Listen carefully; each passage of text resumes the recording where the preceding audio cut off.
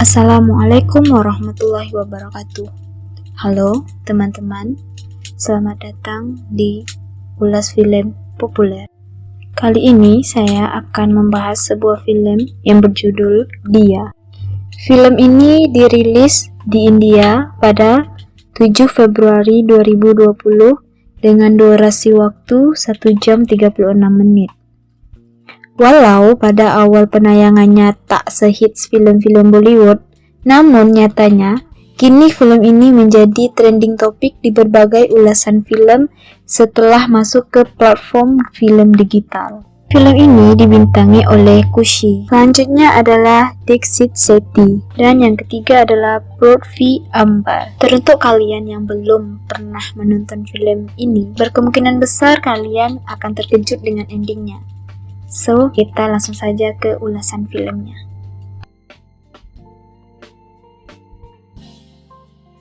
Film ini dibuka dengan seorang wanita yang sedang duduk di tepi rel kereta api. Wanita ini terlihat putus asa, bersedih, galau, dan seperti ingin bunuh diri. Wanita ini bernama Dia Swarup. Kemudian, scene berpindah ke sebuah kampus, tepatnya di sebuah perpustakaan, dan ia terfikir ingin memandang ke depan. Dan dia pun memandang ke depan. Langsunglah dia melihat seorang laki-laki yang membuat jantungnya berdetak-detak. Langsung saja dia jatuh cinta, atau bahasa kita adalah kasmaran. Laki-laki ini bernama Rohit. Sebelumnya kita harus mengenal dulu karakter dari Dia ini. Dia seorang gadis muda yang introvert atau pendiam, sangat pendiam atau pendiam total. Kehidupan sehari-harinya jadi cerah dan bahagia ketika dia jatuh cinta pada Rohit, salah satu senior di kampusnya. Tanpa Rohit sadari, dia selalu melihat Rohit. Dia selalu curi-curi pandang. Tak lupa juga dia mencari tahu semua tentang Rohit, mulai dari keluarganya, hobinya, tempat tinggalnya, dan dia pun mengetahui Rohit bisa menggambar menggunakan teknik titik-titik. Para wanita banyak memuji lukisan Rohit itu. Dia pun sangat cemburu. Tanpa pikir panjang, dia pun mencuri lukisan itu dan membawanya pulang. Namun setelah kejadian itu, dia menjadi sangat bersalah dan ingin jujur pada Rohit kalau dialah yang mengambil lukisan itu. Sepanjang malam, dia selalu latihan untuk berbicara dengan Rohit. Keesokan harinya, sampailah dia di kampus dan akhirnya ia berpapasan dengan Rohit. Dia terlihat sangat siap, tapi apa yang terjadi?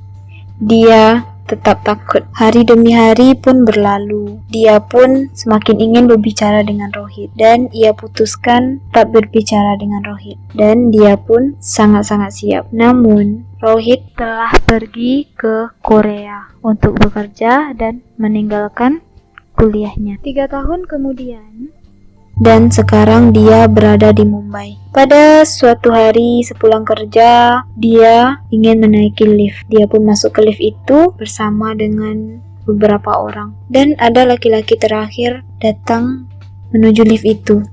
Dan laki-laki itu adalah Rohit. Dia sangat terkejut sekaligus tidak percaya. Namun dia tetap latihan berbicara dengan Rohit. Dan ternyata yang memulai pembicaraan adalah Rohit. Cara bicaranya sama dengan cara latihan dia berbicara dengan Rohit. Dan ternyata apartemen dia dengan apartemen Rohit berhadapan. Hari demi hari dia dan Rohit banyak menghabiskan waktu bersama. Hingga suatu hari dia sangat sedih dan marah ketika melihat Rohit sedang berpelukan dengan seorang wanita. Dia langsung berpikiran wanita itu adalah kekasih Rohit.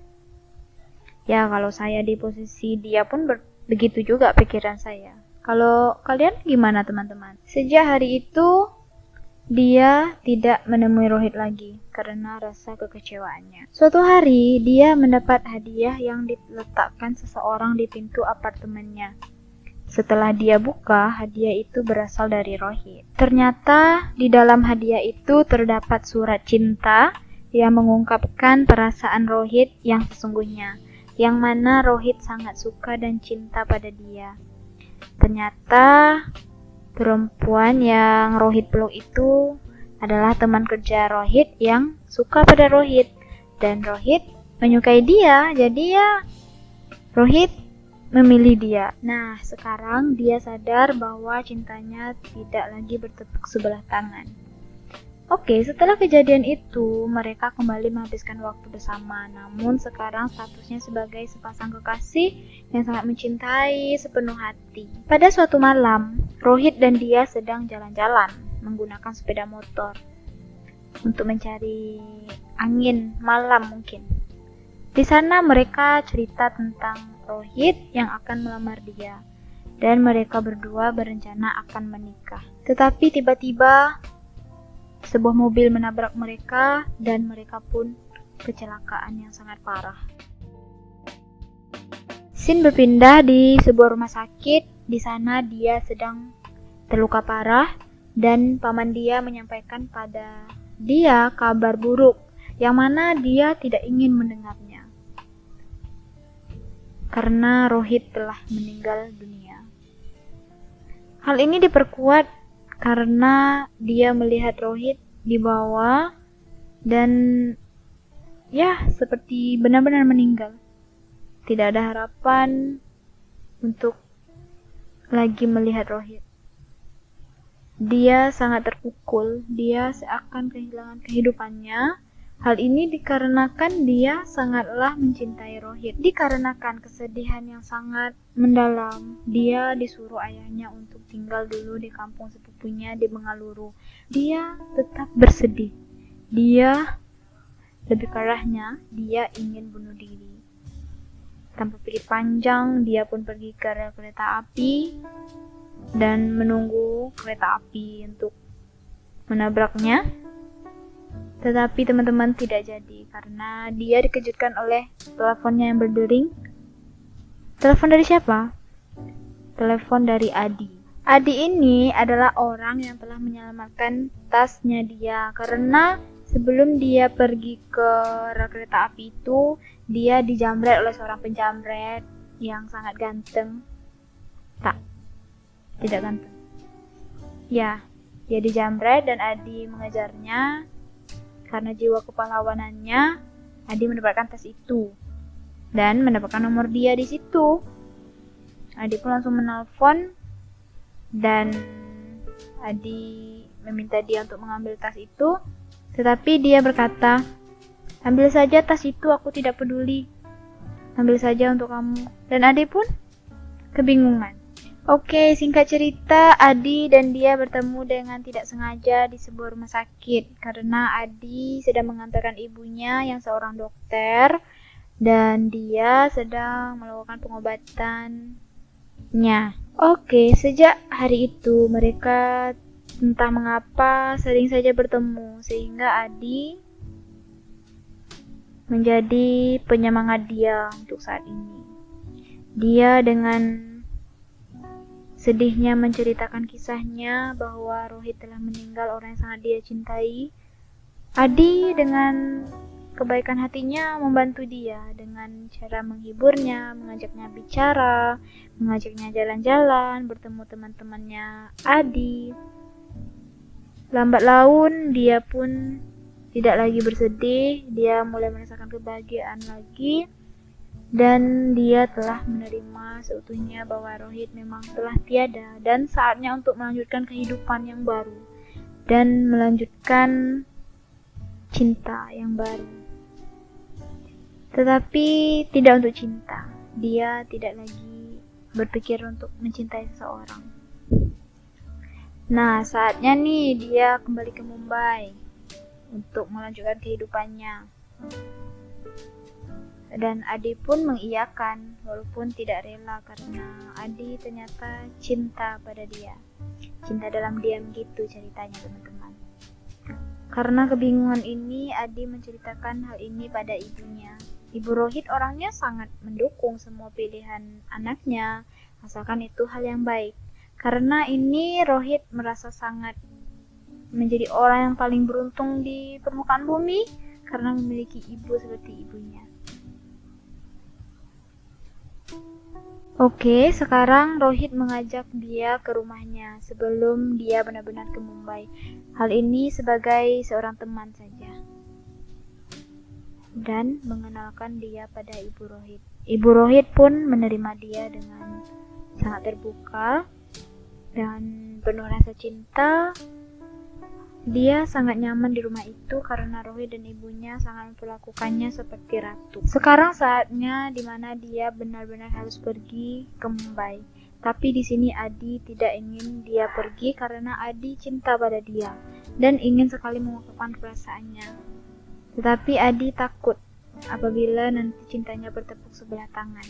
Dan tiba momen dimana mereka akan berpisah dan entah kenapa Adi memberi isyarat kepada dia bahwa mereka saling mencintai dan ya mereka benar-benar saling mencintai dan mereka menjadi sepasang kekasih.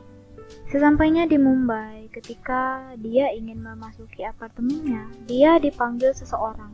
Ternyata yang memanggil itu adalah Rohit. Rohit ternyata belum meninggal. Betapa terkejutnya dia. Dia tidak tahu harus berbuat apa. Kenapa hal ini bisa terjadi? Karena ini ulah dari ayah dan pamannya dia.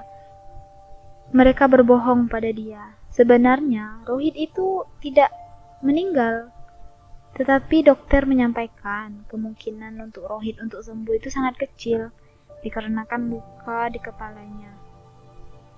Tetapi menurut saya tidak harus berbohong. Katakan saja sejujurnya walaupun itu pahit gitu ya kan.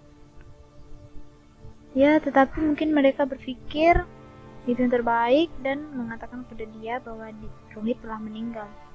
Dan ini yang terjadi, kebingungan yang sangat mendalam bagi mereka. Singkat cerita, dia menceritakan semuanya pada Adi bahwasanya Rohit belum meninggal.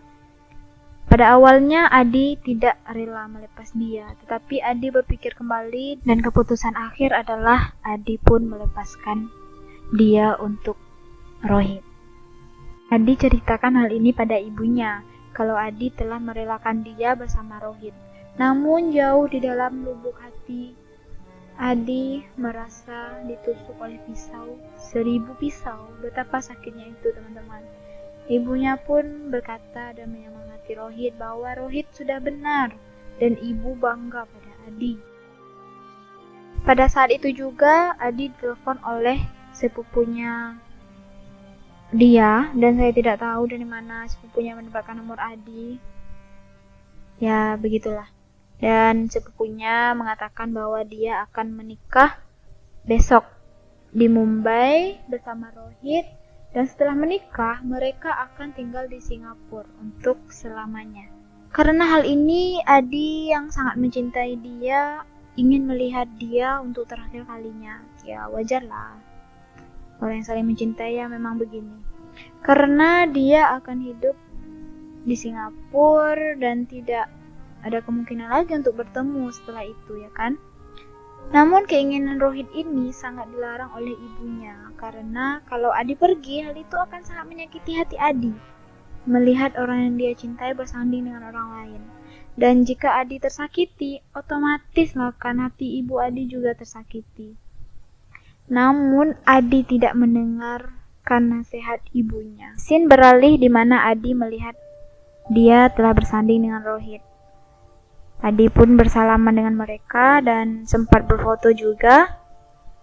Dan saya rasa sekarang Adi sudah puas, walaupun memang ada rasa sakit di hatinya. Dan pulanglah Adi ke rumahnya dan didapati ibunya telah meninggal karena serangan jantung.